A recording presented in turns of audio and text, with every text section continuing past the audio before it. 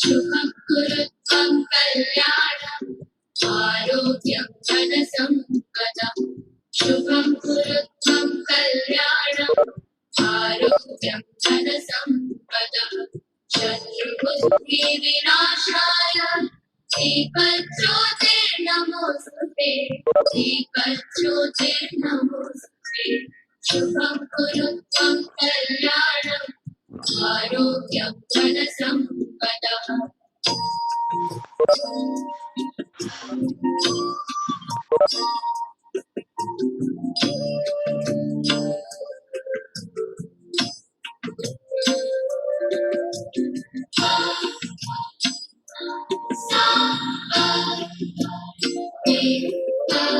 दीपज्योतिः परब्रह्म दीपज्योतिर्जनार्दनः दीपज्योतिः परब्रह्म. Thank you. I would like to invite Dr. Jaishankar Garu to start the session. Thank you, madam.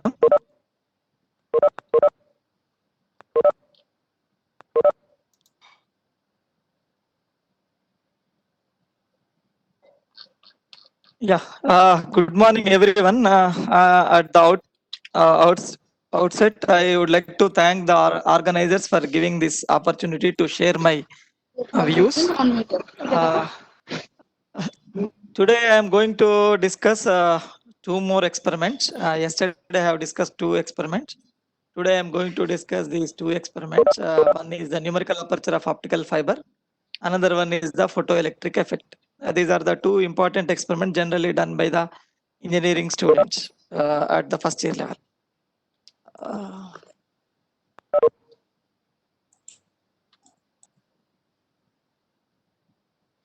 Now, this numerical aperture of an optical fiber, what we have to do is to find the numerical aperture of a given optical fiber and acceptance angle. The apparatus which we will use here, it is a light emitter, which is acting as a laser source. This is the light which is connecting to the optical fiber. So this is also called the concentrator. And then we have a fiber strand. Then we have a photodetector. And then we have the output is measured using this output unit. So this is the experimental setup. And these are the various apparatus which we are going to use. So this is the laser source which is emitting the light. That light enters into the optical fiber with the help of a concentrator. Concentrator couples the optical light into the optical fiber core region, and then that light is propagated through this optical fiber. And then at the other end of the optical fiber, we have a photodetector. So this photodetector detects the light, and that is converted into some measurement of current that is done by the output unit. So this is the experimental setup. As you know, what is an optical fiber? Optical fiber is a dielectric waveguide. It is a cylindrical dielectric waveguide. The two important parts of the optical fiber are the core and cladding.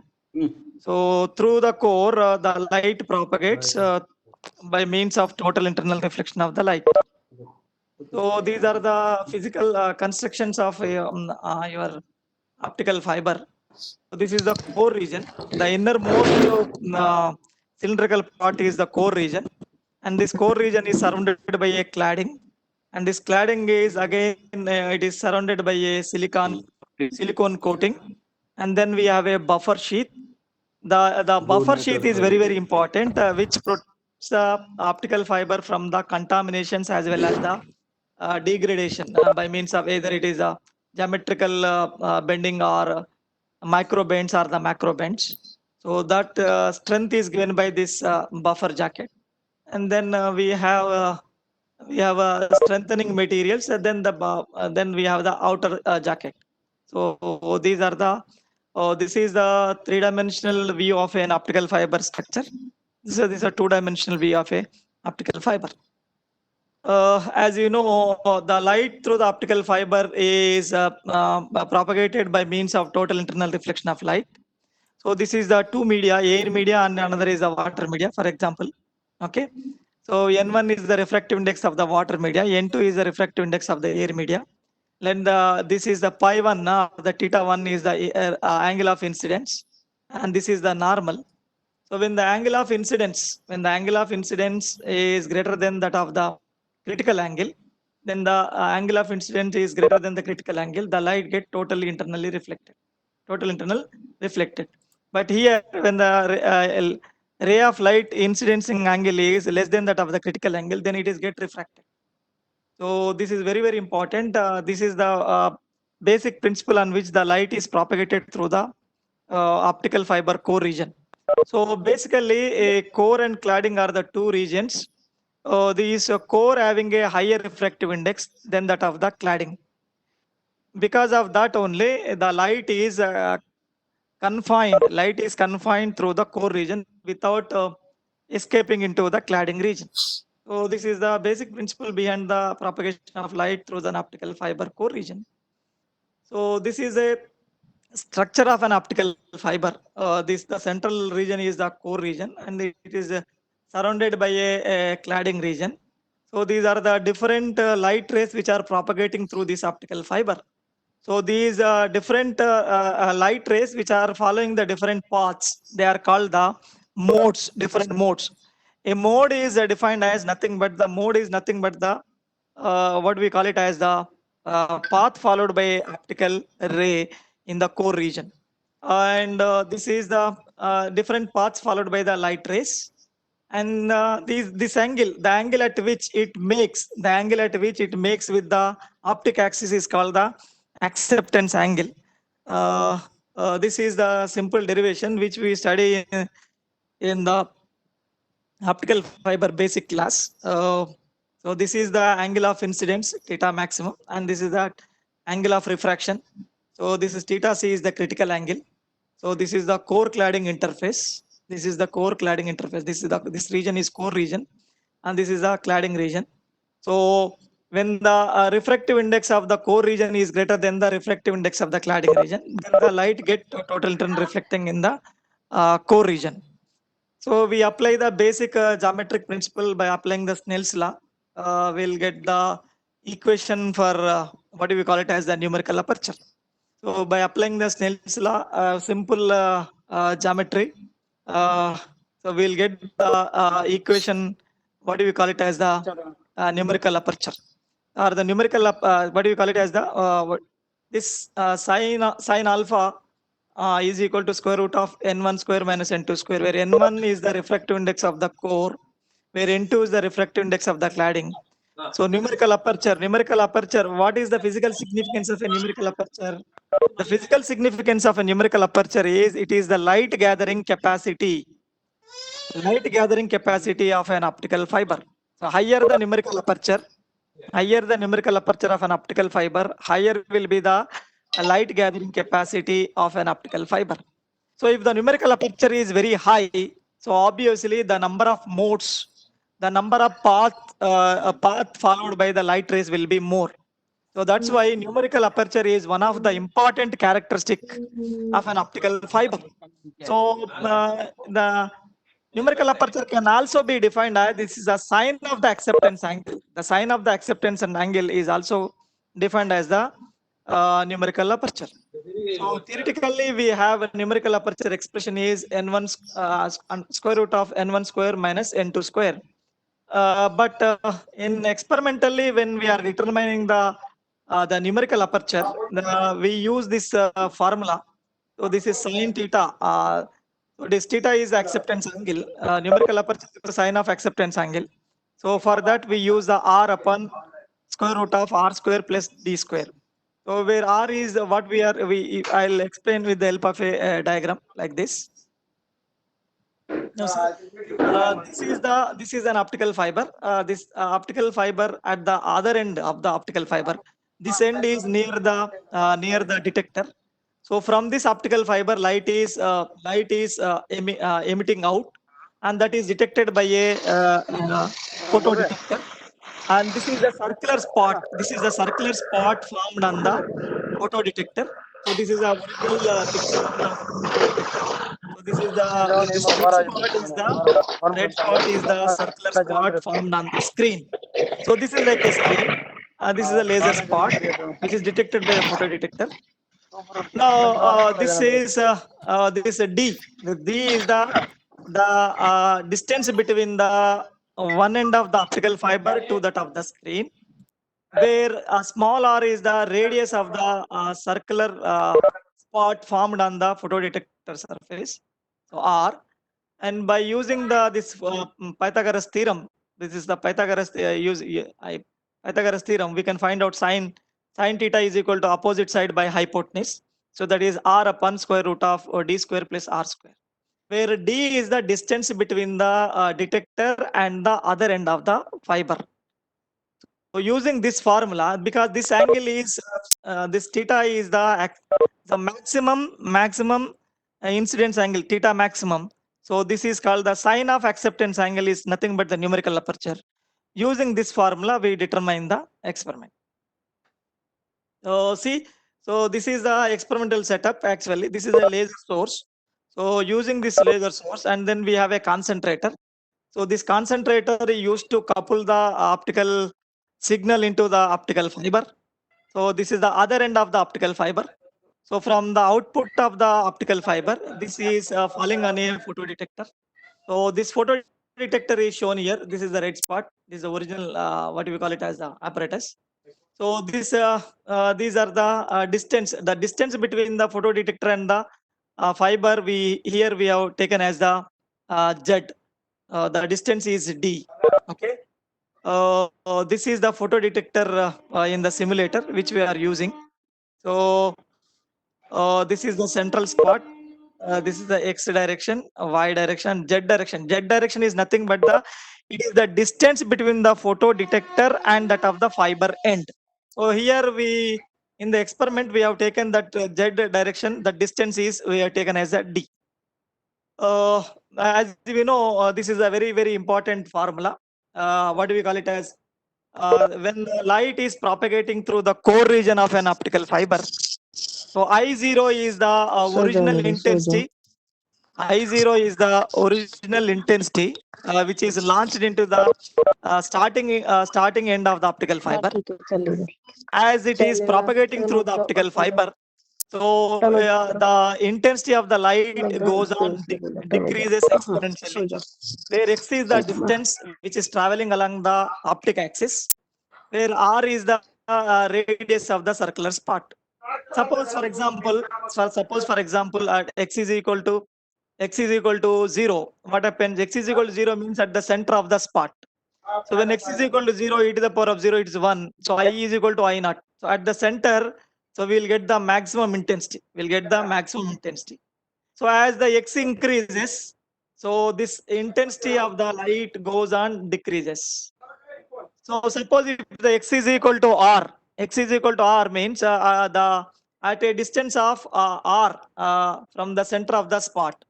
So it is r by r minus. So it is minus 1. It is nothing but I is equal to I naught by E. E value is 2.71. So this value, maximum value upon divided by E. So this is we can find out the radius. And we know the distance D. So, and we know the small r experimentally.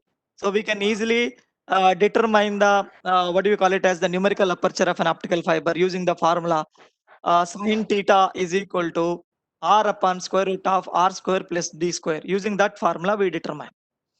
So this way, we determine the numerical aperture in this.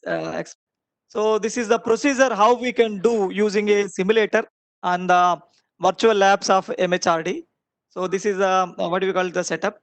So I am not going to read these things because I can show you how to do this experiment. And then after performing, if you draw this is the center of the circular spot. Okay, when I is equal to I naught, this is the maximum intensity at the center. As you move away, either side of the central spot, the intensity of the light decreases according to the formula I is equal to I naught into e to the power of minus x by r, where x is the distance and r is the radius of the spot. Okay. So you will get this using this, and then I is equal to I naught. You draw a what do we call it as, this is the I naught by E value.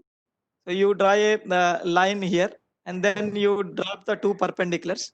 So and then the distance between them will give you the diameter of the circular spot. So from that you can find out the R, and you know the distance between the spot and that of the detector, that is D. So using this formula we can find out the values. So this is what we call it as, I have taken so many readings. I have tabulated for your information. So these are the head scale reading, pitch scale reading, then the, what is the X distance on left side as well as the right side of the central spot. And then this is the intensity. Okay, that is measured in terms of current. So then I'll get a graph like this. Then I'll get a graph like this. So this is the I naught value. So I naught by 2.71 is nothing but I naught by, when X is equal to R. So that is becomes e to the I is equal to I naught e to the power of minus X by R when X is equal to R. So it is I naught by E. E value is 2.71. So those values if I substitute, so here I will get it. Then I naught by 2.71, 68080.77. So here I will drop a straight line or parallel to x-axis. Then I'll draw the perpendiculars on both sides of central spot. Then I'll determine the diameter. Then I'll know the value of R. And then I fix this D. D is the distance between the one end of the optical fiber and the detector. Using this formula, we can find out the numerical aperture and then the acceptance angle. So this is how we do the experiment. So I'll show you now the the simulation, how we can do this simulation. First of all, I'll end this. What do we call it as? I'll show you this. ये लड़का हाय अल्लाह कैसा है दीवाना, इतना मुश्किल है ना वक्त इसको समझाना, ये धीरे धीरे दिल बेकरार होता है, होते होते होते प्यार होता है। ओ ये लड़का हाय अल्लाह कैसा है दीवाना, Please, I request everyone to keep your voice in mute. इसको समझ Sir. Hello. Sir, I'm doing that. I'll share this. Okay. What do you call it as?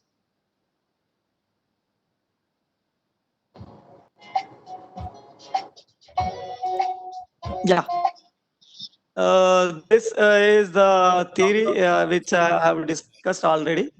This is the core region, and this I have entered into this VLab Amrita.edu. This is the numerical aperture of an optical fiber. We have the theory, what we have discussed just now. This is I am showing. So this is a theoretical formula, and this is the experimental formula through which we determine. And then here it is already given procedure how to do this experiment, which I have already discussed it. Okay, and then we'll go to simulator. For this, I have to log in.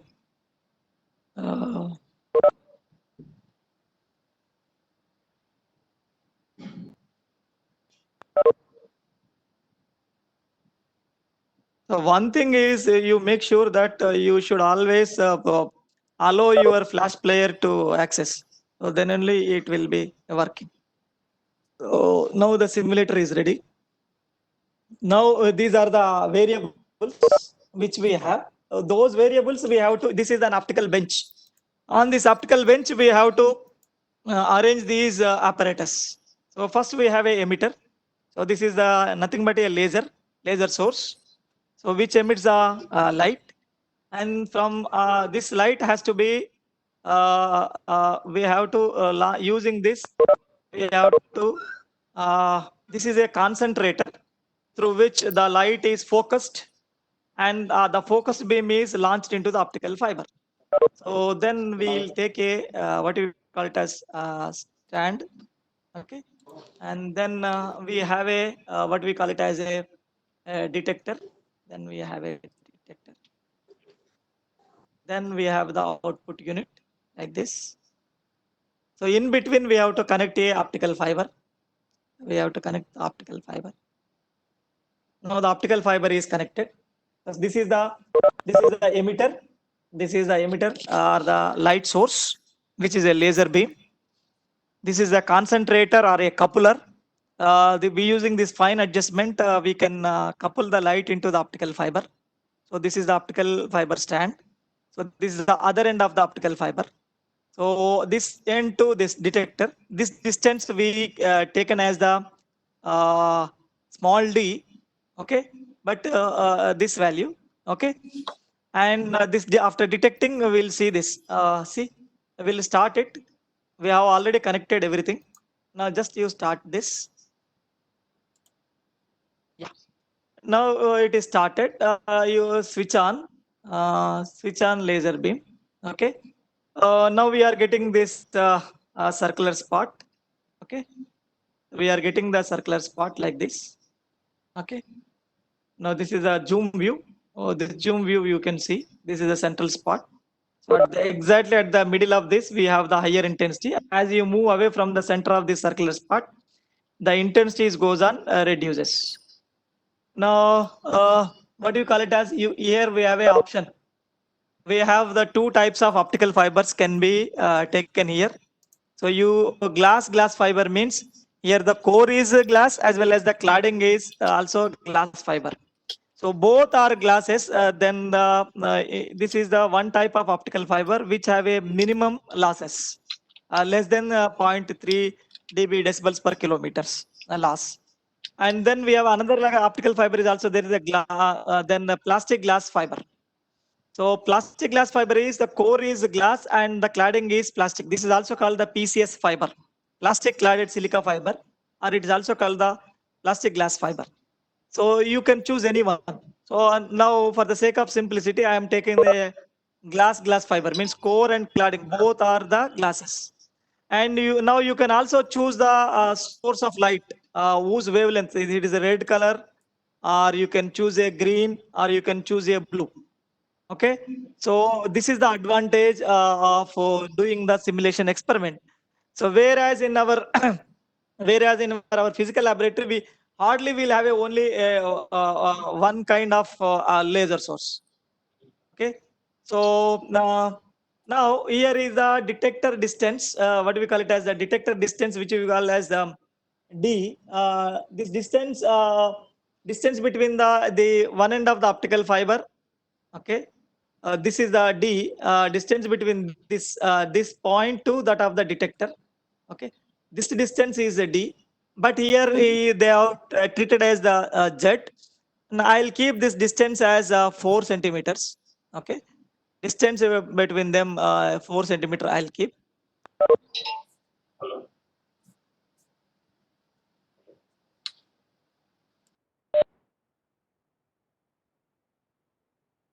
Yeah, 4 centimeter. It is nothing but a small d. Small d, which I fixed here, it is denoted by z, but it is a small d. The small d is the distance between the one end of the optical fiber to that of the detector. So you can see this is the z is nothing but small d. Now you can see as you see show result.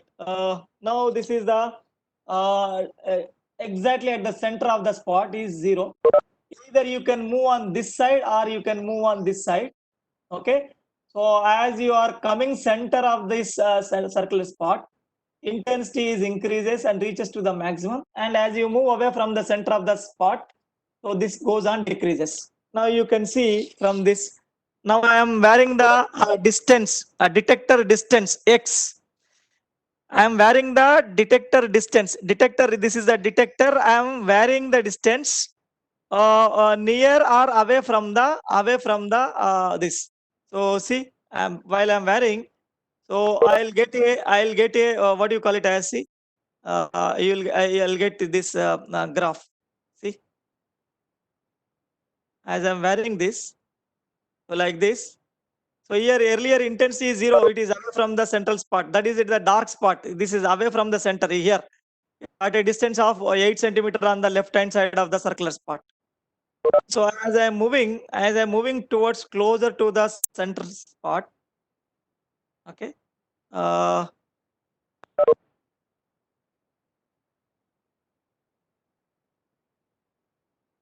You can see this. Oh, sorry, this.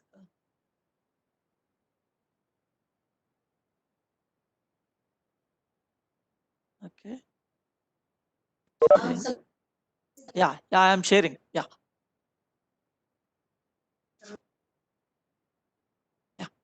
So this detector distance, I actually it is not. It is 4 centimeters like this.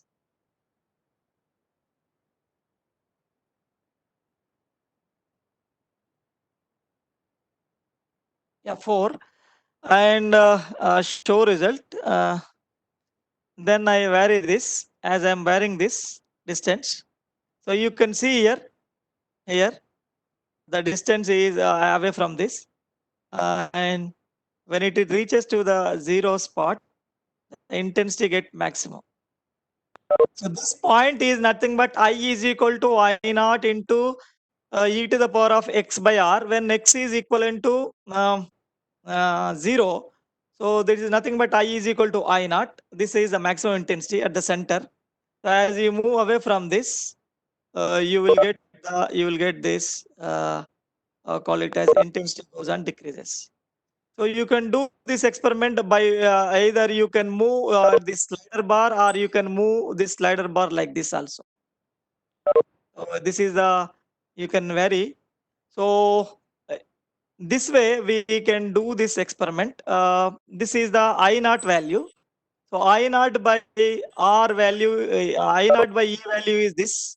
So and this side as well as this side, this is nothing but the diameter of the this spot, and from that we'll find out the R value. I hope you understood this. Very simple. How we can do is very simple. Just you on the optical bench, you connect the detector, and then we have a concentrator or the coupler. Then we have a fiber, then a fiber stand, then a detector, then an output unit to measure the intensity, and then just you switch on it, okay, and then choose the fiber whatever you want. Then you choose the laser. You fix the distance between this what do you call it as the detector and the fiber end. I have taken for the simplicity 4. You can fix anything, okay, and then you vary the detector distance on the central spot. This is the central spot. Either you move on this side or you move on this side. So this intensity goes on decreases, okay. So those using that expression I is equal to I naught into e to the power of minus x by r, I'll calculate the diameter. From that, I'll show you the readings which I have taken. First of all, I'll end this and I'll show my readings, what I have taken. Stop sharing. Yeah. And then, yeah.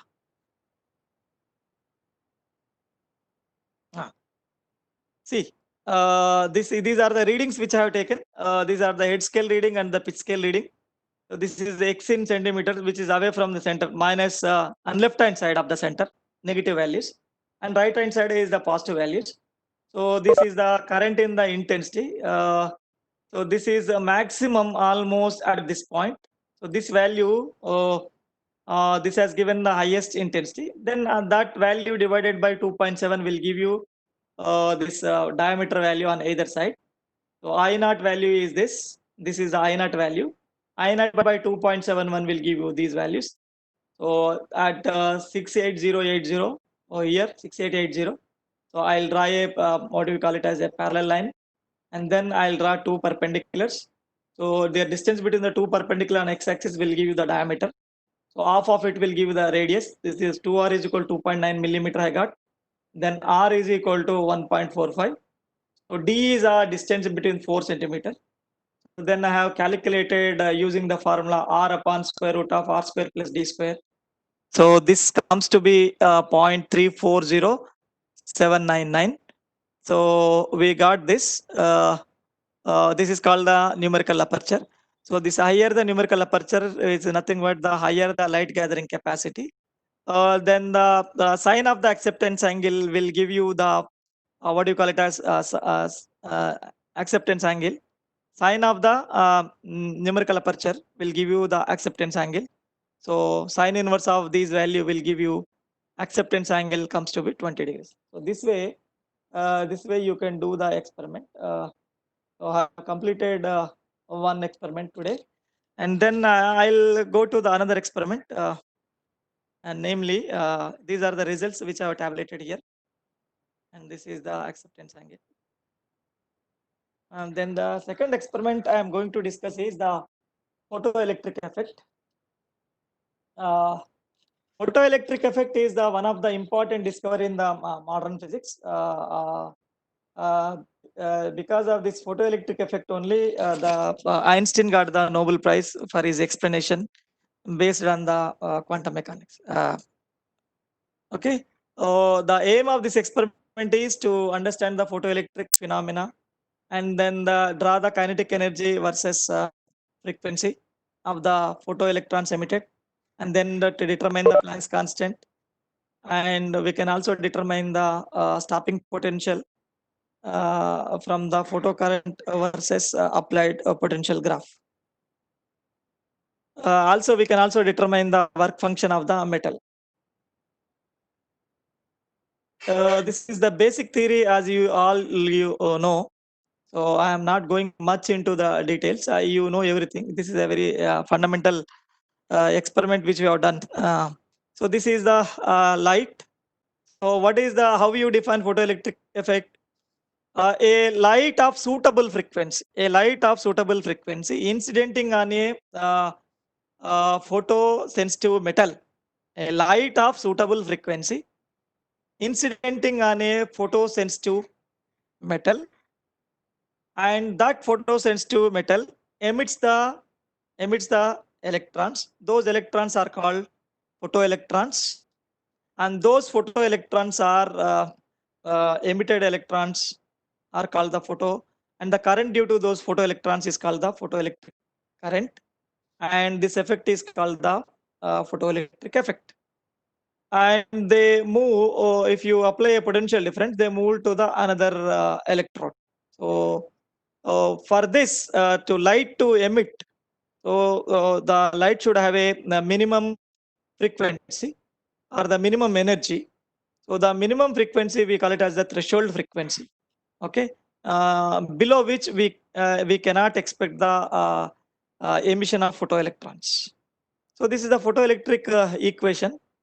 Okay, so this is h nu is the energy of the photon, energy of the photons. H nu is the energy of the photons incident on the photosensitive metal, where W is the work function. Work function is the amount of the work done by this incident photon to knock out the electron from the outermost shell. So that is the work done, W. It is also called work function. Once the electron is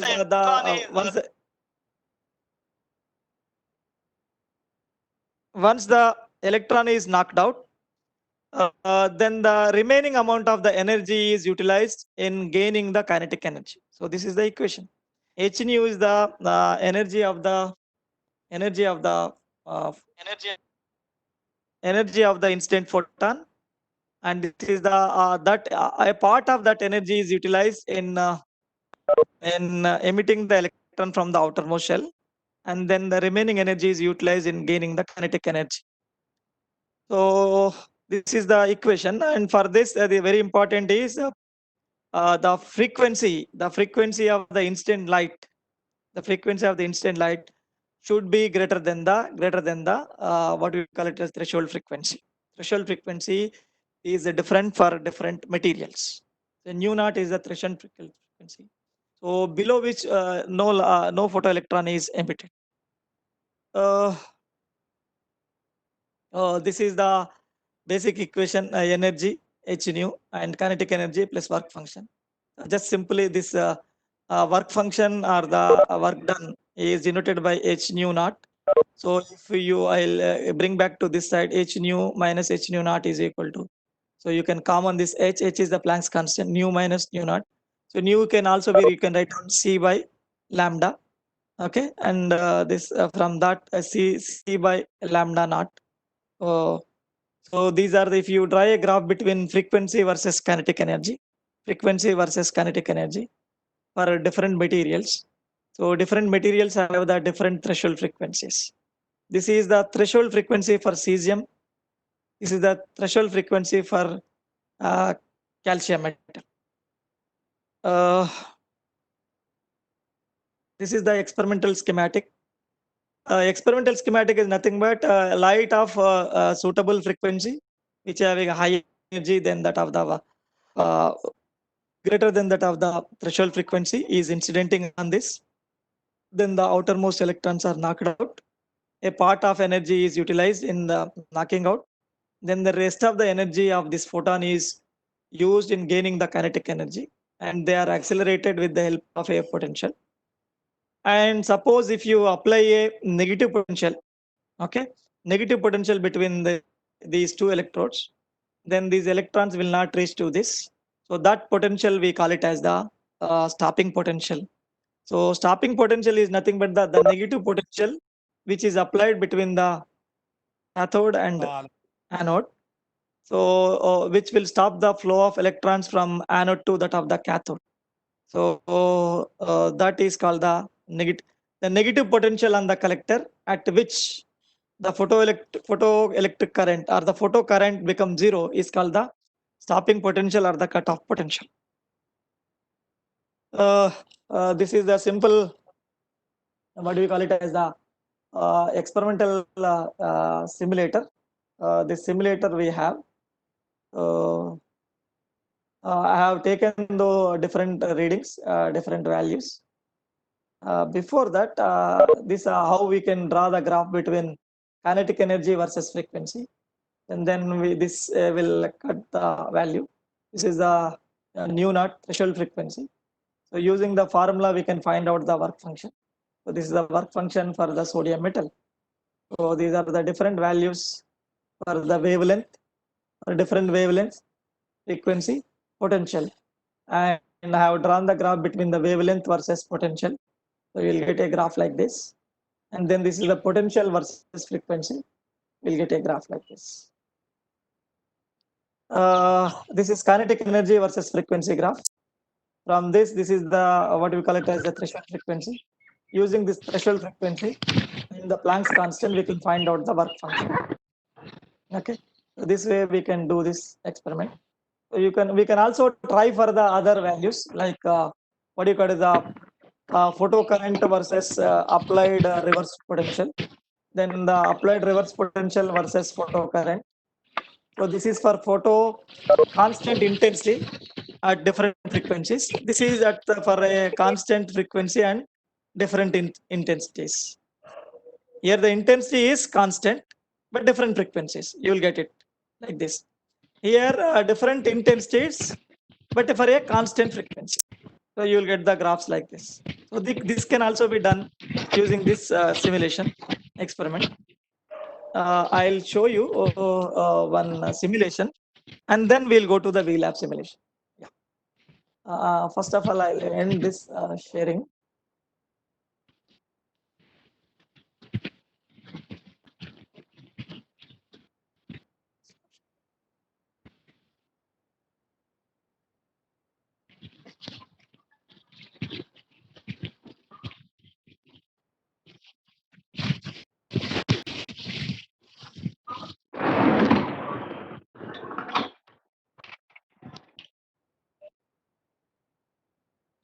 Yeah.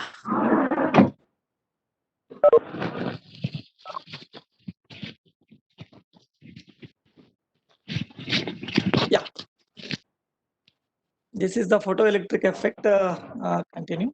Yeah. Yeah. This is the spectrum, electromagnetic spectrum, which have different wavelengths, corresponding to the different frequencies. Okay.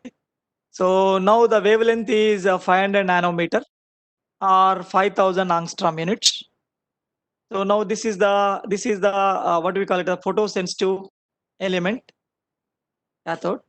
Okay, so here the light is incidenting like this, and when the light is incidenting, okay, on the sodium metal plate, okay, so the electrons are knocked out, and these electrons are they are flowing to the collector, which is collecting these electrons.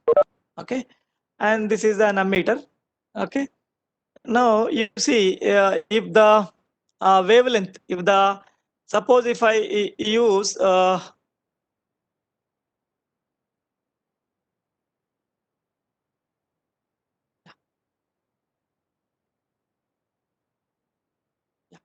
if I use this with different wavelengths, suppose if I am going on to this spectrum like this, on the higher wavelength side, if I am moving, so there is no photoelectron emission. So higher the wavelength, lesser is the frequency. Lesser is the frequency means energy is less. So there is no photoelectron emission. So that's why to emit the even though it is a photosensitive metal, if you don't use the suitable frequency or the suitable wavelength of light of these photons, will be no emission of light. So just you choose a suitable by decreasing the wavelength. Okay, if you observe this wavelength, by decreasing this wavelength, you are increasing the frequency. See on this right hand side, you are see.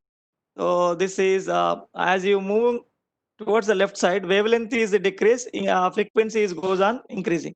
As the frequency is increasing, there is a photoelectrons is emitting.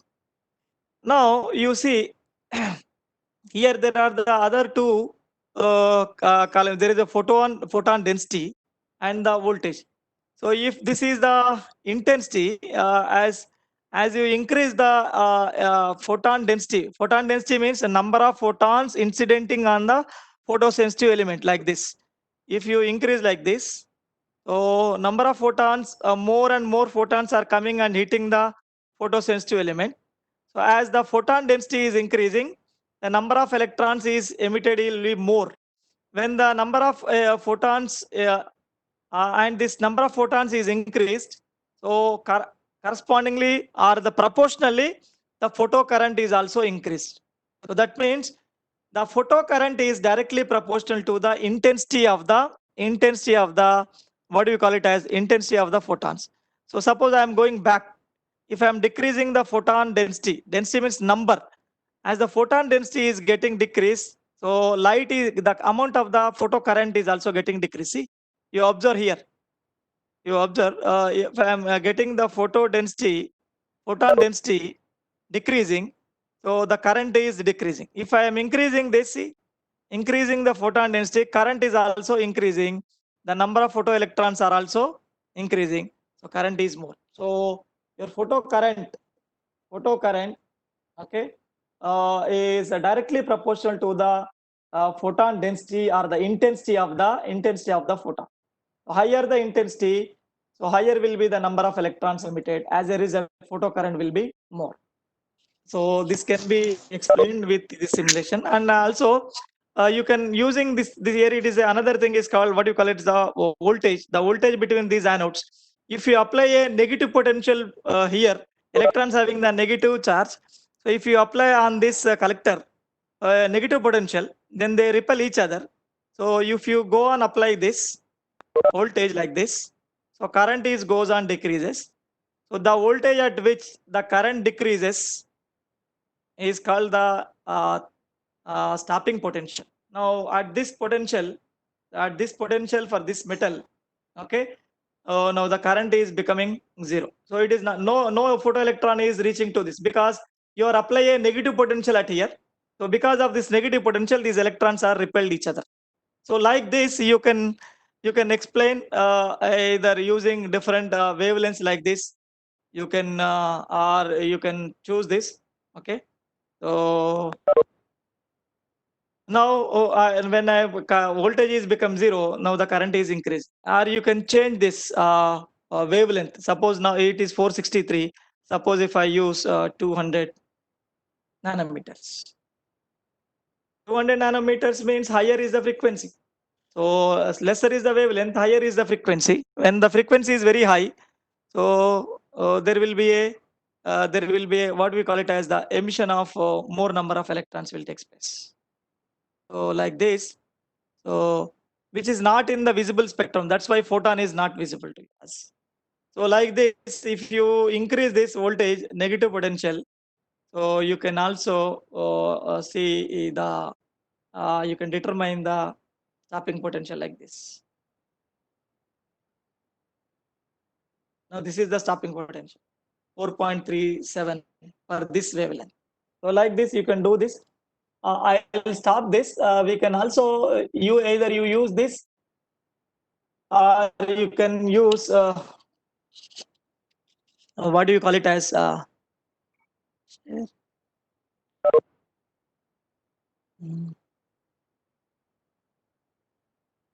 this.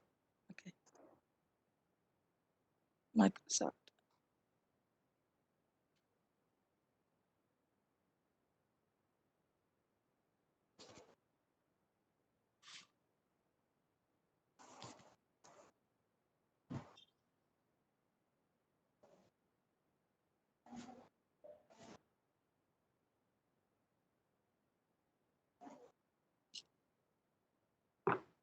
You can also do this experiment on VLab on Amrita, vlab.amrita.co.in. Okay, go to physical sciences, then go to modern physics lab. Then you have a photoelectric effect, and then we have the theory what we have studied. Okay, then we have the procedure, how to do the procedure. Then we have this simulator. Yeah, this is the simulator. Okay, very simple. So you have this what do you call it as a copper, whatever the element you want, either copper, sodium, zinc, platinum, or unknown, anything you can keep. So I'll keep sodium like this. You can also choose the area of the plate. The area of the plate Sir, is please like, share. hello. Screen share, sir. Okay, sir. Okay, sir. Sorry. I'll share.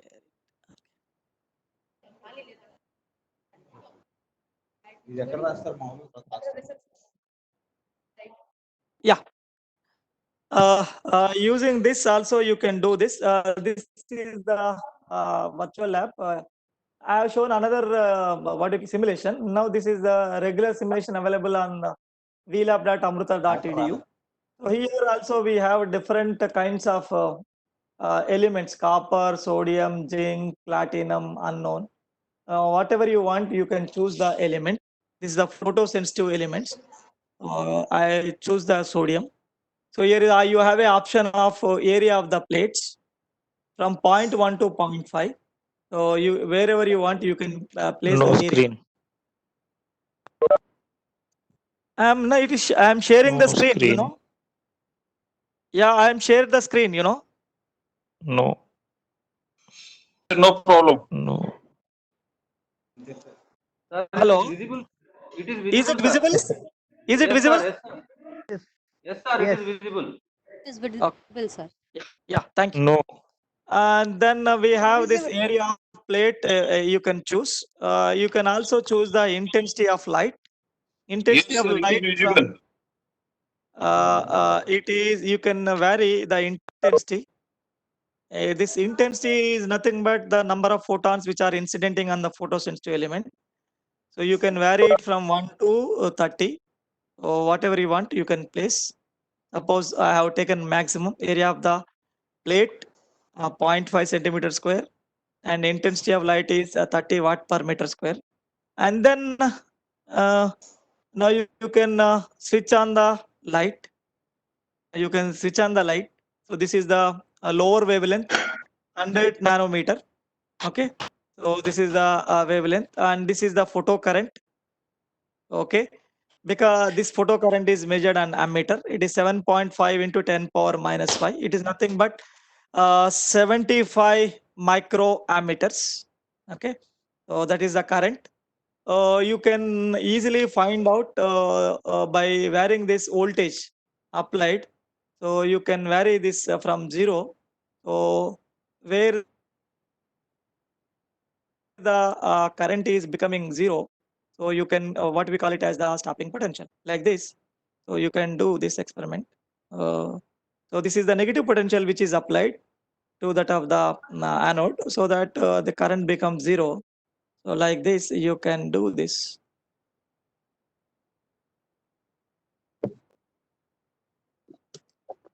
Okay. So suppose if you do like this, if suppose if I increase the, you can also increase this, what do you call it, as the wavelength of the source of light. Uh, okay. So when I change the wavelength, now it is 390. Now again I apply. This is the what do you call the photo current. Now because photo current is constant. Why photo current is constant? Because I fixed the intensity of the light. Okay. So I am not changing this. So you accordingly you can do. Now I apply the voltage like this. So this is the voltage at which the photo current becomes 0. So this is something like minus 1.2 volts. At this 1.2 volts, so we got this. What do we call it as the photo current become 0. So this is called the, what do you call it as the stopping potential. Like this, you can do this experiment. Either you can do this simulator or the other simulator which I have shown you. Both the simulators are available. So I'll stop this and I'm showing those readings which I have taken.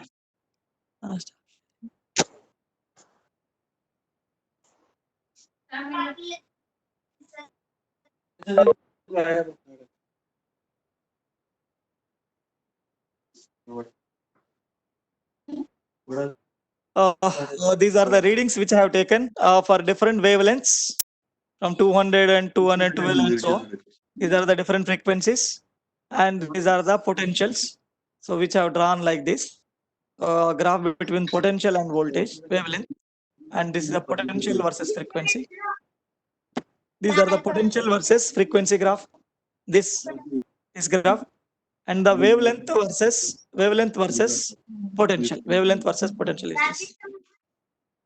So and again another graph is kinetic energy versus frequency.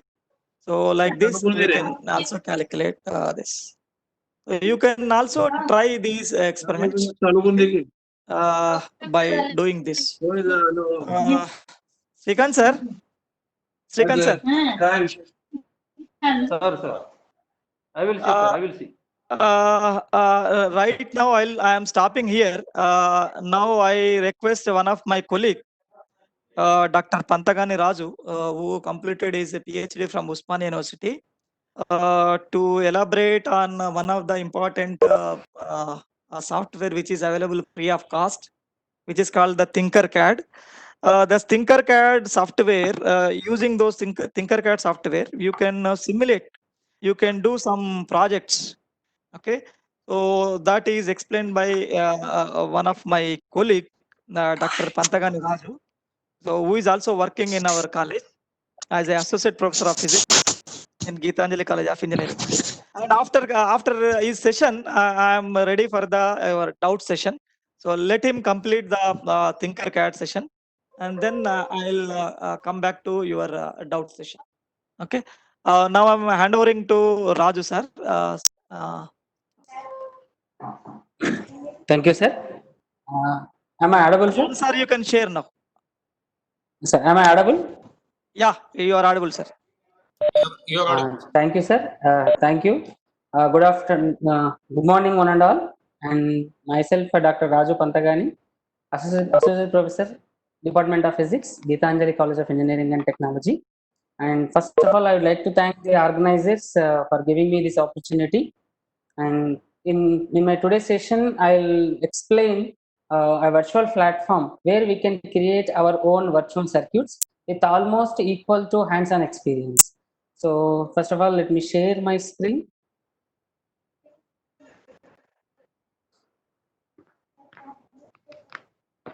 Yes.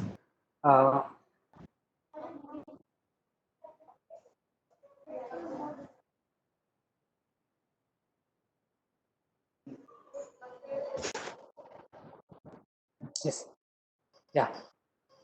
So this is my introduction and my in my today's class, in my today's session, I'm going to introduce a website, a Tinkercad. I'll introduce the Tinkercad, and I'll also explain how to come to this website. And in the next step, I will explain how to create our own circuits. Especially, I'll explain how to create our own physics-related circuits.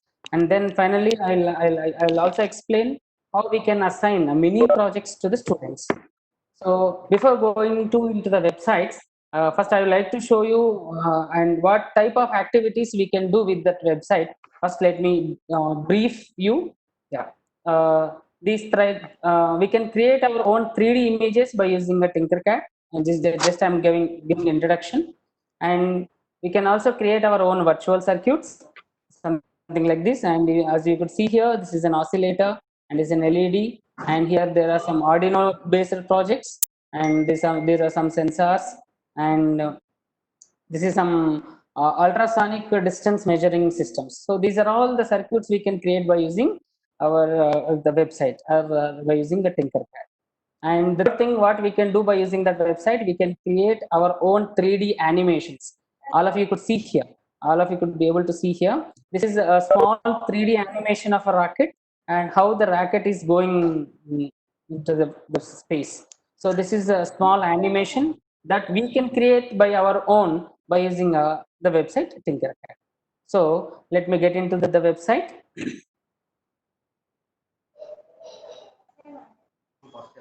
Yeah, it is loading.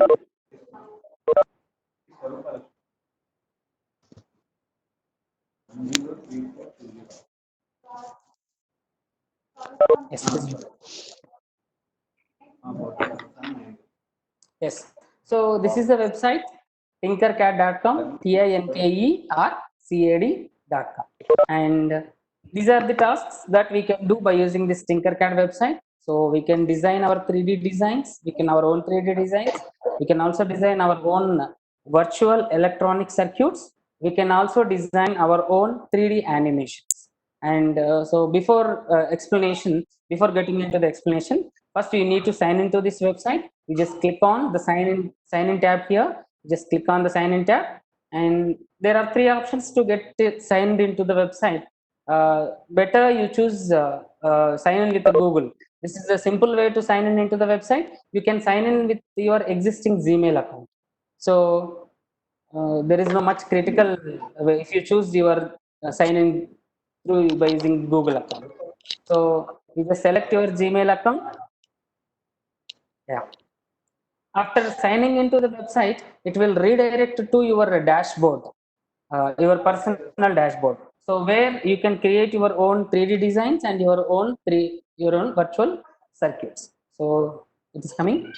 Yeah. So this is your own dashboard. After signing into the website, this is your own dashboard.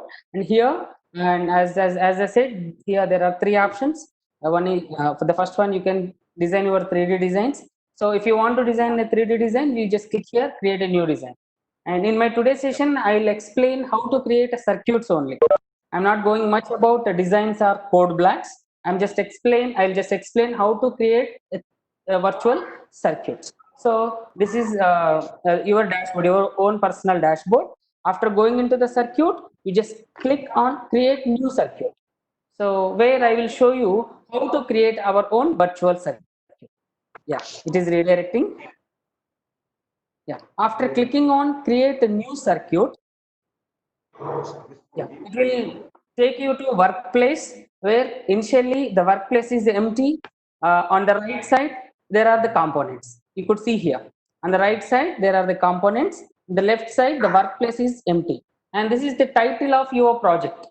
So what you are doing here, you need to give some title here.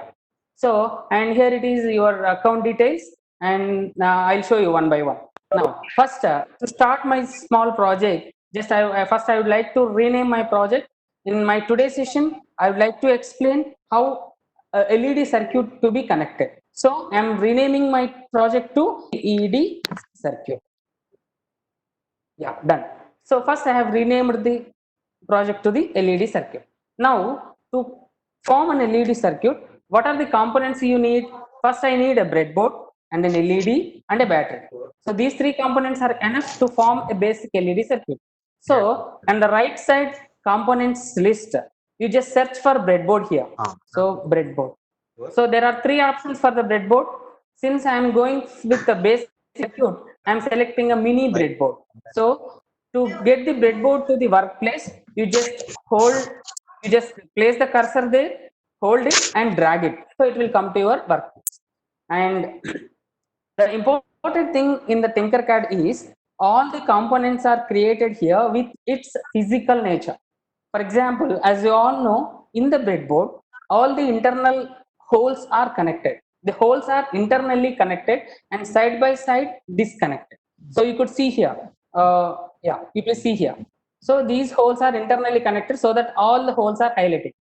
So this is the basic nature of the breadboard. So in the Tinkercad, in this website, all the components are created almost equal to its physical nature.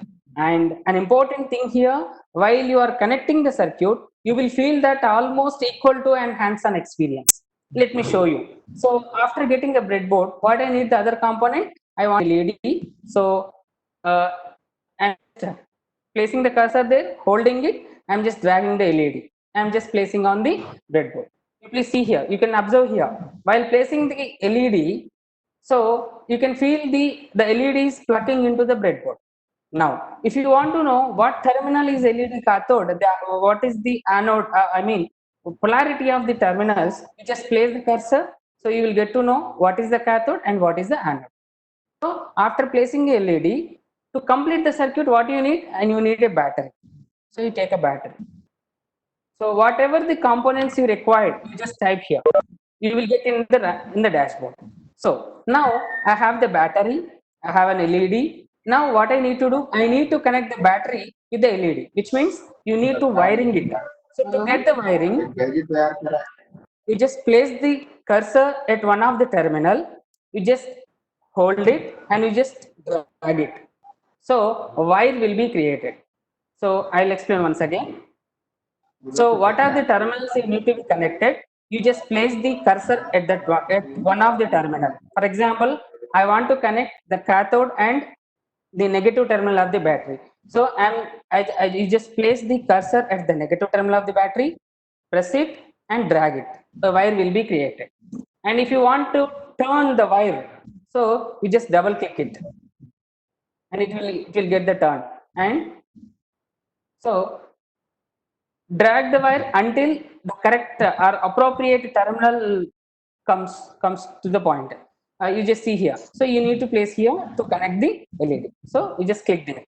And as you all know, this is a negative terminal wire. So you need to change the color of the wire to the black. So it is easy to identify. So which wire is the negative and which wire is positive. So you just change the wire to the black color. Now I want to connect the positive terminal to the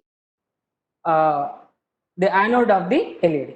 So I'm converting into the red. So the circuit connection is over. Now let me check whether the circuit is working or not. So to check after completing the circuit connection, if you want to check the circuit connection, you just click on start simulation. Click on start simulation. You please see the LED. All of you please, yeah. All of you please see the LED. You please see the LED. I'll stop and start. You please see the LED. There is a small glow in the LED, but the intensity is not appropriate, or the intensity is not that much high to identify easily. So the LED is glowing, but the intensity is not sufficient. So what you need to do? You need to, yeah. So the applied external voltage is not sufficient to get high illumination or high intensity of light from the LED. So what you need to do? You need to increase the input voltage by increasing the number of batteries. So when you click on the battery, you will just get to know the properties of that battery. So here initially I have chosen for one battery. Now I'm going for two batteries. Let me see. So that will increase the intensity of LED that you all know. So let me check now. And you could see there the LED has damaged.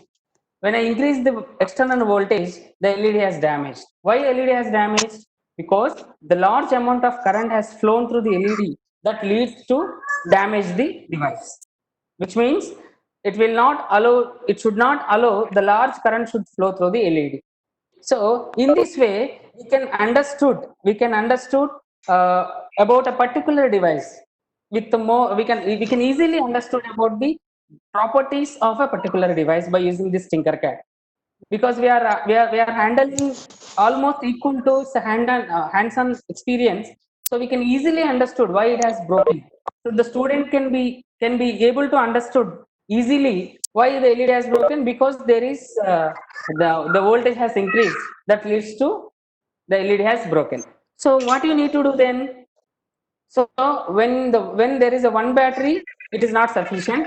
But when there is two batteries, it is the current is very high. So what you need to do? You need to connect a resistor in between the circuit. So that I will do now. So to prevent large current flow through the LED, you need to connect a resistor. Now I'm searching for the resistor. See here, there is a resistor. I'm just dragging the resistor. See here.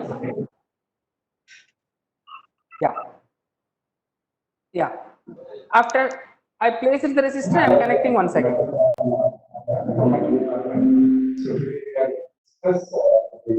Yes. Now it is red. Now you place the circuit. You please see here, there is no damage for the LED. So what does it mean? When you are inserting a resistor, it prevents the large flow of current through the LED that prevents the damaging of the LED. So here you could be able to understand the behavior of the resistor or the property of the resistor and what is the use of the resistor here. So student can easily understand what is the importance of the resistor in the circuit. So you see here, even there are two batteries, there is no damage to the resistor because there is a resistor. Now, I would like to show you. I want to see when you are changing the resistance of the resistor, what will happen? You please see here. In default, the resistance of the resistor is 1 kilo. I request everyone to mute your call, please. Please, can you mute your call?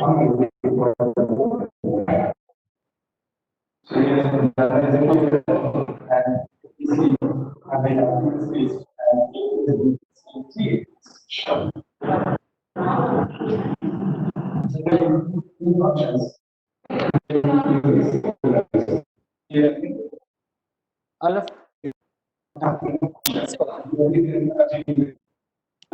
initially, in default, the resistance of the resistor is 1 kilo ohm. Now, what I will do, I just reduce the resistance of the resistor to 1 ohm. Then let us see. You please see here, there is a caution. What is the caution? When you are reducing the resistance of the resistor, a large current is flowing through the LED that leads to may reduce. You please see here. You please read the content. You please read the content. That leads to the lifetime of the LED. So when you are reducing the resistance of the resistor, large current is flowing through the LED that may again damage the LED that is showing here. So in this way,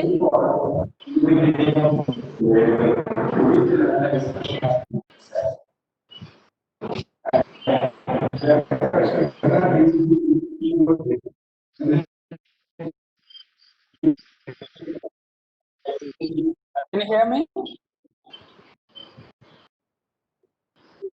Yes, sir. Yes, Can you sir. hear me? Yes, sir. Yeah, thank you. So now I have initially I have reduced the resistance to 1 ohm. Now I will increase the resistance to 1 mega ohm, let me say. So what has done? What has happened here? There is no current has flown through the LED and there is no glow in the LED, which means if the resistance is higher than the sufficient or higher than the normal, again there is no current has flown through the LED, which means here the proper resistance is must be maintained to glow the LED. So in this way, the student or the lecturer or any teachers are able to understood the basic behavior of the components or electronic components. In this way, they can easily understood. And an important thing that I would like to show here, when see, all of you please see here, the color coding is very important for the resistor, which explain the how much resistance is offering by that resistor. And if you could see here, for example, if it is in 1 kilo ohm, you please observe the color pattern. You please see here, there is a different color pattern, which means when you are changing the resistance of the resistor, the color pattern also changes, which means the importance of the color pattern also explaining here. So the student are we could be able to understand easily the basic behavior and basic nature of the resistor. So the main important and an effective thing of this website is about every component we could be able to understood perfectly. So that is the good thing with this website. Now I would like to show you, for example, now I have connected, for example, now I'll increase the number of batteries. Let me say 4 batteries. Let me see what will happen. So you please see here, there is high brightness in the LED. Now what I would like to do, now I want to know how much current is flowing through this circuit and how much potential is dropping across the LED. That I want to know now. So for that, what I want a multimeter. So select a multimeter, just place here, and to turn the multimeter you just click here. Yeah, and I want 2 multimeters. One is to measure the voltage, the other one to measure the current. So these 2 are the multimeters. And as you all know, yeah, as you all know, to measure the current we need to convert the multimeter into ammeter, and to measure the voltage we need to convert the multimeter into voltmeter. It is already in default, it is already in a voltmeter mode. Now what I need to do, as you all know, the ammeter need to be connected in series, voltmeter need to be connected in parallel. Now I'll connect the ammeter in series. So negative terminal. So don't get confused, you just place the cursor. The cursor will highlight which terminal is negative and which terminal is positive, and it is the negative terminal. So again the same process, you just double click at the terminal and you just drag it, so the wire will be produced. Yeah, so the negative terminal is connected to the negative side of the battery. So let me convert into black. Now positive terminal is connected to the positive terminal of the battery. Let me convert into the red. So this is the circle, the connection of ammeter. Now voltmeter. How voltmeter need to be connected? The voltmeter need to be connected in parallel. So positive terminal is connected to the positive side of the battery, red, and the negative terminal is connected to the negative side of the battery. Now let us check how much current is flowing through the LED and how much potential is dropping across the LED. Now I am start simulating. You please see there. So around 1.91 volt dropping across the LED, 4.08 milliamps current is flowing through this circuit. So this is how we can measure the current and voltage in the circuits. And one more important thing that I would like to explain here in this LED circuit. And till now we are applying a constant power supply. Till now we are explaining we are forming the circuit for constant power supply. And as we all know, as we all have LED experiment in our physics lab, in that LED experiment what we will do, we will plot the graph current versus voltage, and from that graph we will find out what is the turn on voltage of an LED. By knowing the turn on voltage we will calculate the Planck's constant. That is what LED experiment is do. And in that experiment we need to vary the voltage across the LED. So but here there is a fixed voltage. So how we can vary the voltage across the LED? Now I would like to show you. Now I will show you. So how to vary the voltage across the LED? So take a potentiometer. See here. Say take a potentiometer. This is a potentiometer which varies the input voltage. And if you don't know how to connect the potentiometer, because there are 3 terminals, you can just go to the down circuits, starter circuits. If you see here, there are some starter circuit. You can just go through it. You will get to know how to connect the device. Now, so in the potentiometer, there are terminal 1, wiper, and terminal 2. Terminal 1 is need to be connected to the negative terminal of the battery. Yeah, negative terminal of the battery. Since it is connected to negative, just I will convert into black. Now terminal 2 is need to be connected positive terminal of the battery, the red, and wiper is need to be connected in the circuit. Let it be green only. Now let us see how the potential is varied across the LED. You please see there, initially there is a zero voltage across the LED and zero current in the circuit. Now I start increase by rotating the knob. You just place the cursor, hold it and drag it. It will turn the knob. You please see here. Now I am start increasing the voltage. You please see here, you can observe here, the voltage is increasing. So what I am doing now, I am varying the voltage across the LED. So this is similar to or the same experiment what we will do in our LED experiment. So this is how we can use for our physics experiments. Finally, I would like to show you how this website is useful for our physics experiments. So you please see here, when I start increasing the voltage across the LED, initially there is no current. As we all know, up to turn on voltage, there must be no current across the in the circuit. Now you please see here. So, and let me increase further. So you please see here, up to 1 volt there is no current. I'm increasing further. You please see here, you please, yeah, up to 1.2 there is no current. See, at 1.4 volts a small glow start coming in the LED. So which means the turn on voltage of this LED is 1.4 volt. Now I increase further, the intensity of LED has increased. You please see here. So the current is also increases exponentially. So this is how we can form an LED circuit and how we can measure the voltage and how we can measure the current and how we can understood the circuits. And an important point here I would like to mention, to start simulation in this website, you need to connect the circuit very perfectly. A small error can also be accepted. This cannot be accepted. A small error can also be not accepted. For example, I would like to show you. For example, I'll just forget to add the resistor. Let me see. So I have connected all the components, but for example, I forgot to connect the resistor. Let me check whether it is working or not. You please see here, there is no voltage or there is no current. So which means to start simulation, to start simulation or to get the simulation properly, you need to connect the circuits perfectly. And which means you, before getting into your workplace, you need to clear understood about your circuit diagram. So that is the thing. And one more point that I would like to add here, you can just change your LED colors here. That is also available here. So there are so many options here in this website. And why the website is much effective, because it is almost equal to a hands-on experience, which means we need to be perfect while connecting the components. Then only you will get a proper simulation. Otherwise you will not able to get the simulation properly. So this is the important point in this website. So this is how an LED circuits can be connected, or how the components can be used to form the circuit. So now I would like to show some of my own projects which is related to the physics. I will just like to show you. I would like to show you. You please wait, I will show you some of my mini projects. Yeah.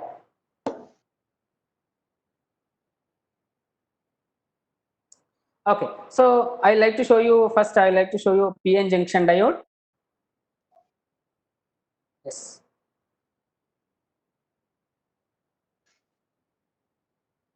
All of my projects are physics related.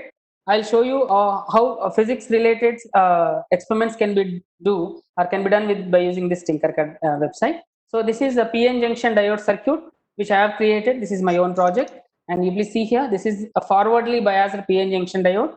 After starting simulation, you please see here, as you all know, in forward bias condition, initially there should be no current, and when you start increasing the voltage across the diode, up to certain voltage there should be no current. And when it increases furthermore, for example, I think at 4 millivolts, which means 0.4 volts, the current start coming through the diode, which means the applied voltage is larger than the barrier voltage, so that current start coming in the ammeter. When I increase further, you please see here, initially it is in microamps. Finally it reaches to the milliamp, which means the current increases exponentially. So all the properties of diodes we can be verified by using this circuit. Okay, so this is how a PN junction diode circuit can be formed, and how we can practice the PN junction diode circuit. And the next I will show you. And similarly, we can form a Zener diode circuit also. Zener diode also is available, so you can form the Zener diode circuit in reverse bias, and you can check whether the Zener diode is acting as a voltage regulator or not. And I will also show you RC circuit. As you all know, as we all have RC circuit experiment in our lab. So what we will do in our RC circuit experiment, first we will start charging the capacitor, and then we will start discharge the capacitor. We will calculate the rate of charging and rate of discharging. So this is the RC circuit experiment which I have created here. And see here, you please observe the voltmeter here, which is connected across the capacitor.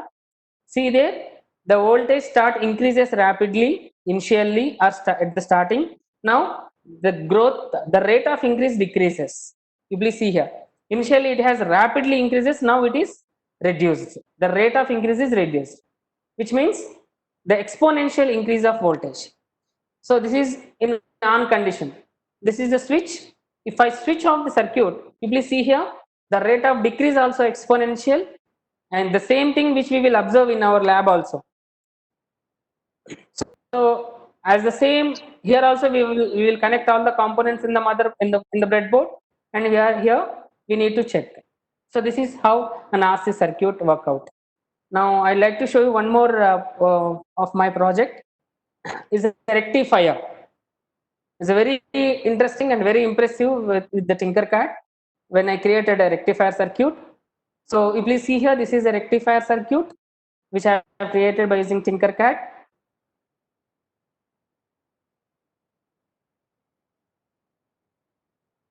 Hello, sir. Yeah. Yes, sir. Sir, can we allow Yes, sir. students to use this? Can we use the? Yes, sir. Can a Definitely. student use Definitely. Definitely, sir. It is a free platform. Student also can use this platform. It is a very free, and I'll explain in the end of the session how the students can interact with the teacher and how we can. Hello. What I'm asking is, sir, if I'm in the class, so can I allow student also to perform at the same class? Yes, sir. I'll show you. I'll show you at the end of the session. Yeah. So this is a rectifier circuit. Yeah. This is the rectifier. Hello, sir. I have a query. Sir, can you please ask at the last in the end of session? Okay. Thank you. Yeah. Thank you. So this is a rectifier circuit. Yeah. You please see here. This is half wave rectifier. So I have used a single diode, and this is a bridge rectifier. So as you all know, in the half wave rectifier, the second half of the component, for example, this is unrectified output, and this is rectified output. So this is unrectified output, which means there is no half wave rectifier components in between here. So this is rectified output. This is half wave rectifier, and this is bridge rectifier. So this is the how the rectifiers can be connected by using this website. So, and finally, I would like to show one more of my mini project. Yeah, I'll show you only one more project, and then I'll go to how many projects can be assigned for the students. So now the one more project is a little complicated, but it is very easy. Little complicated.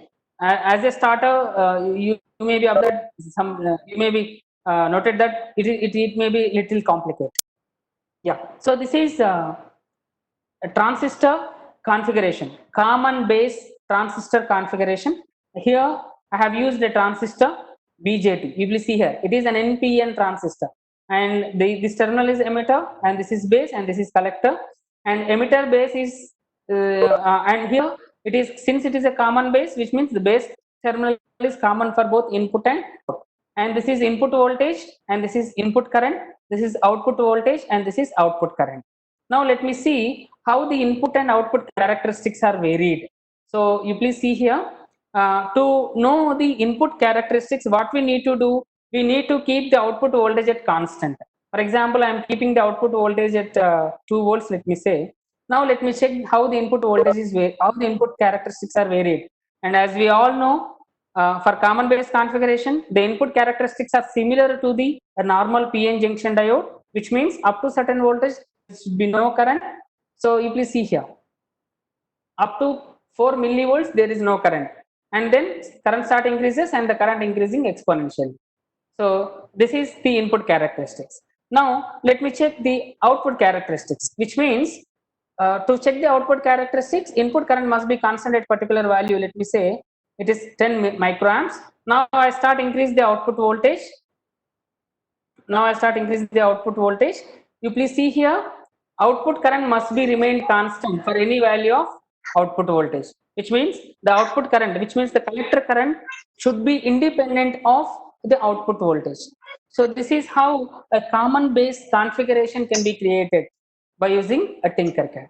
So this is all how we can create our own virtual circuits, or especially our own physics related virtual circuits, or how to create our own physics related virtual labs, we can say, by using a Tinkercad. And it is very effective, and you will get almost equal to hands-on experience in this website, and it is very useful and very easy to connect.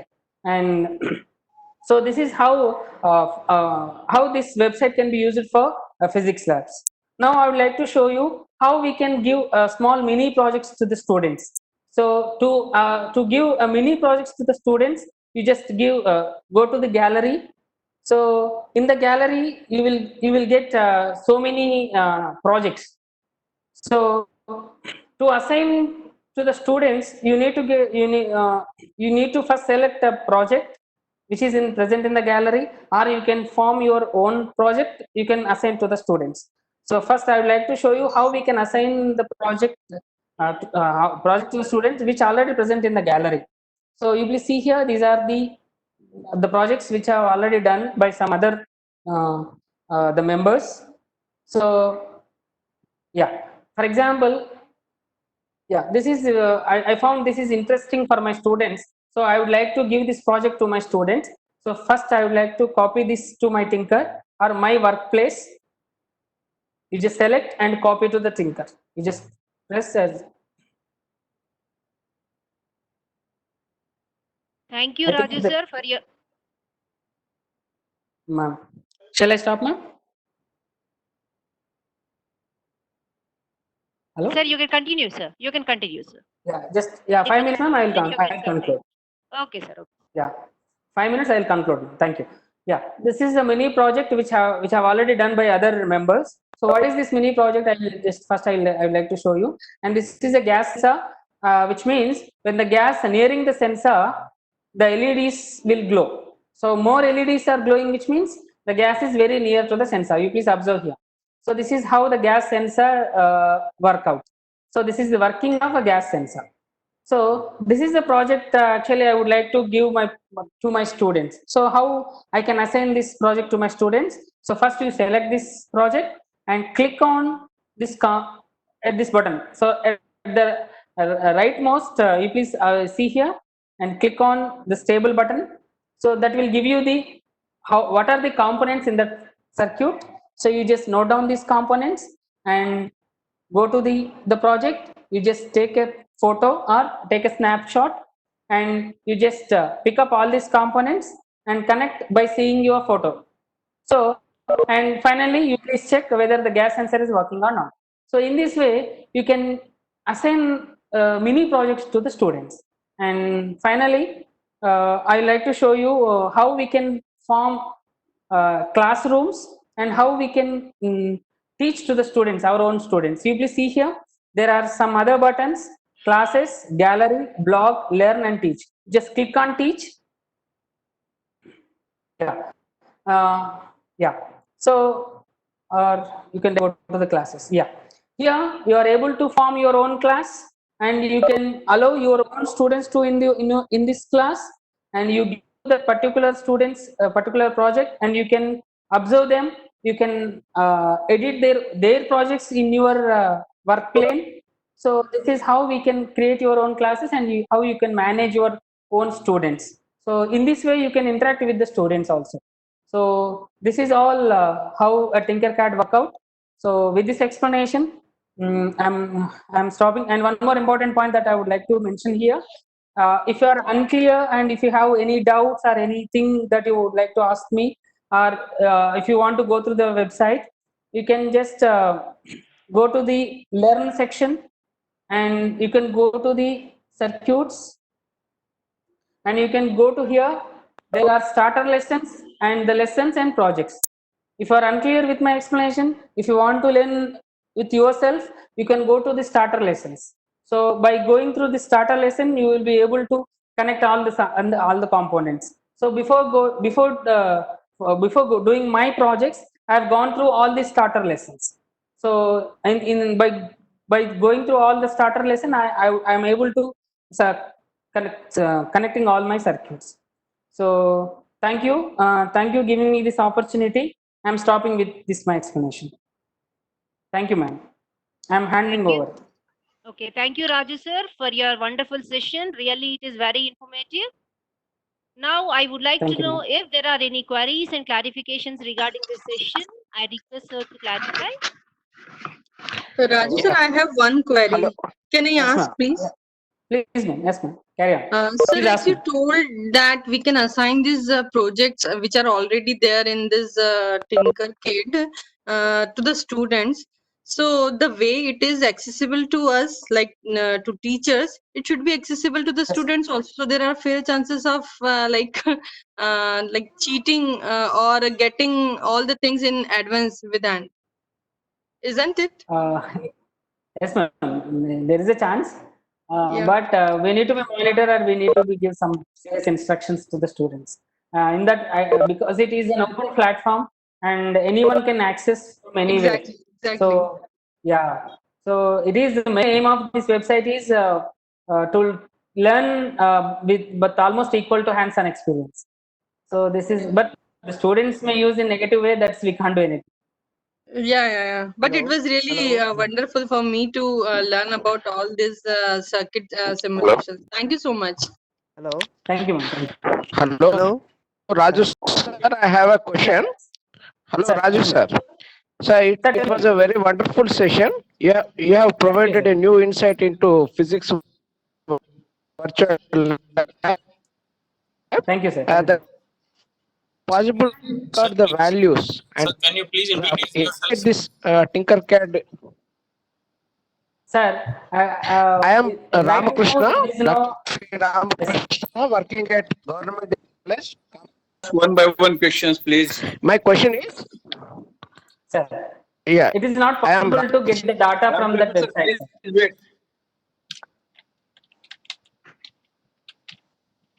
Am I audible, sir? please Hello? repeat, sir. Sir, it is not possible to get the data from the Tinkercad website, sir. You need to be noted manually. You need to note the values manually and you need to enter manually and you need to plot it down. It is Okay, just thank you. to, yeah, sir. Thank you. Yes, sir. Hello? Yes, Hello? sir. Am I audible? Yeah, please speak. Yes, sir. Yeah. Sir, actually I am Dr. Shubho Gaurav Roy from Department of Physics, SS College, Hailakandi, Assam. Yes, sir. Tell me, Hello? sir. Yeah. Yes, sir. Yes, sir. First of Continue. all, thanks a lot for enlightening us about a new platform, Tinkercad, which is completely a fascinating thing, I believe, for all the Yes, sir. physics teachers and students. Definitely. Yes, sir. Yes, So sir. just That's true. two, three points actually I'd like to know from you. Yes, sir. If we face, because for me also it's a beginner. I am also a beginner. Yeah. Today was the first Yes, sir. introduction for me in Tinkercad. So if I face any No problem problem, regarding sir. constructing a circuit or this, can I contact with you? You can, Because yeah, you it can is call me at not any all. time, sir. Sir, I'll provide my mail ID to the Yeah, so organizers. it will be very nice if you can share your contact in the group or something like that. Definitely, Okay, sir. In and that way, please, I'm always, okay, yeah, I'm always helpful to you, sir. I'll provide my and mail ID and contact number to the okay, organizers. You please contact the organizers and get my mail ID and okay, contact. Otherwise, I would like to just, can I share my screen? okay, and Hold a moment, sir. I'll share now. yeah, and and if possible, actually please forward or please send us few circuits that you have made for our ready reference, because initially we may not know a lot of things. So if we get few readily available circuits, then it may help us. Sir, you please copy my contact number from the website. You can call me at any time. Okay. Data. Raju sir, congratulations for informative information. Actually, we don't know. Sir. Thank you, sir. Sir, I will call you. Sure, no problem. You can call me anytime. Thank you. Yes, sir. Thank you very much. Yes, sir. Any? Hello. Yes. Yes, sir. Can you hear me, sir? Yes, sir. You please, please ask.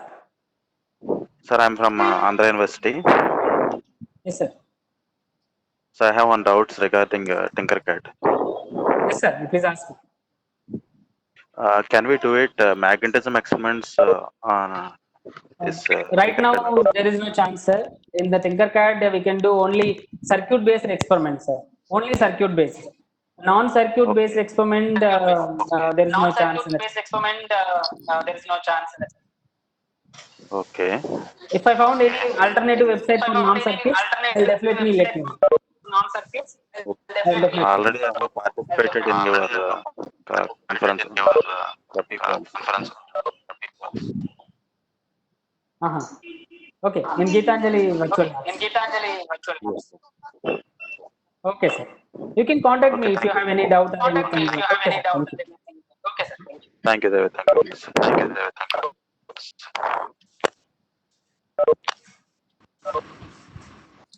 Sir, there is a doubt from Dr. Sujit. Sensor performs selective gases in a project. Actually, there is only one gas and one sensor, sir. I'll check it, sir. I'll check it and I'll let you know whether it is different gases or not. Sir. Yes, sir. Sir, can we add more? Sir, in the site. Get you, sir.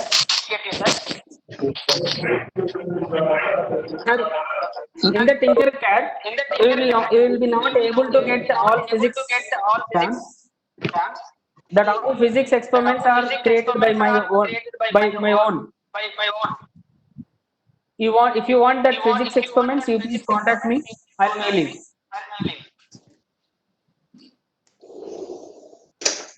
Shall I stop the questionnaire? Yes, sir. Sangeeta, ma'am. Thank you, sir. Very much. Hello, Raju sir. Yeah. Yes, Thank you sir. very much, sir, for clarifying the doubt. I humbly invite HNDS HOD Dr. Sneha Joshi ma'am to present a vote of thanks. Thank you, ma'am. Welcome. As all good things in life come to an end, so is this FDP.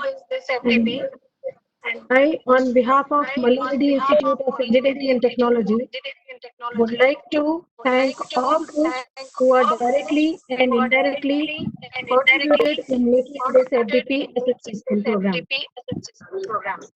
At the very outset, I would like to thank the resource person, Dr. Jaishankar and Professor Raju for providing such a deep insight into the subject of virtual labs, as it is a new subject for everyone, a new way of conducting labs virtually.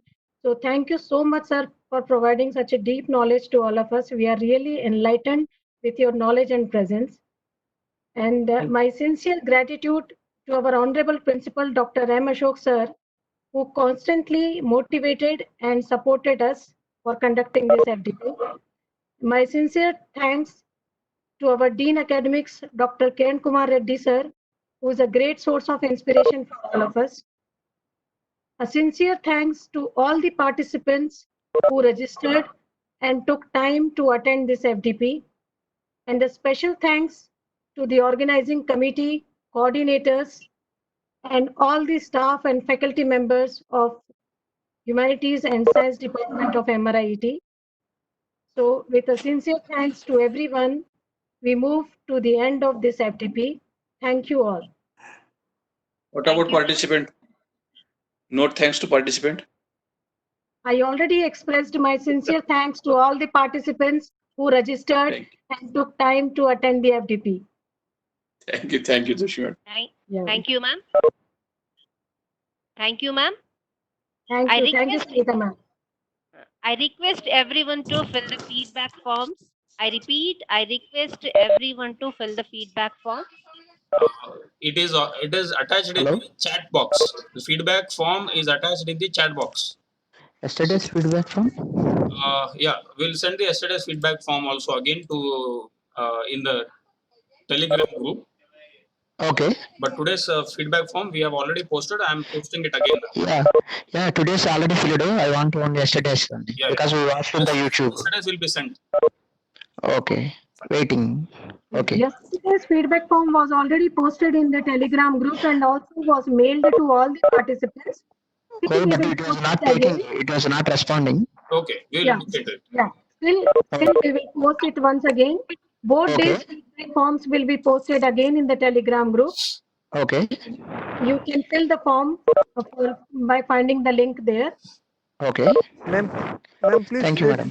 Today's form, please send once again. Yeah, sure. We will send once again. Sure. Okay. Thank you.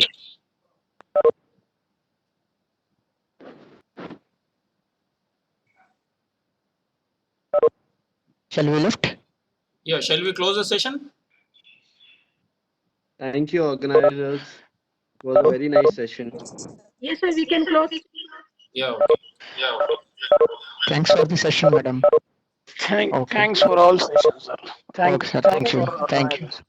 Thank you, Shankar sir and Rajesh sir once again. All organizers. Madam Joshi, I request to all the organizers, if possible, please organize such types of event. Sure. No, sir. With your encouragement and support, we will definitely keep on organizing such knowledgeable FDPs again, sir. Yes. Thanks for your support.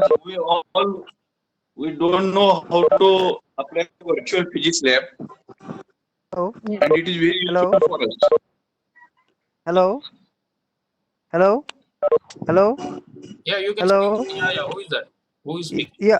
Please introduce yourself. Yeah, ma'am. Actually, next time if you conduct any such program, please give an intimation to our mail ID, so that we can get the information. If any such programs are being conducted.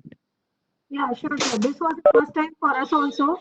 So maybe mails may be missed, and even some mail IDs were not complete. Some error was there in filling the form. That's why mails were not sent. So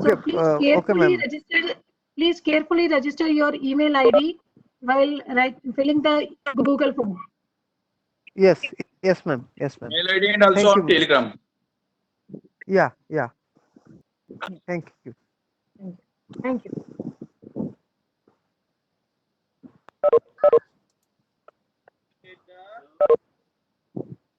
I'm ending the meeting.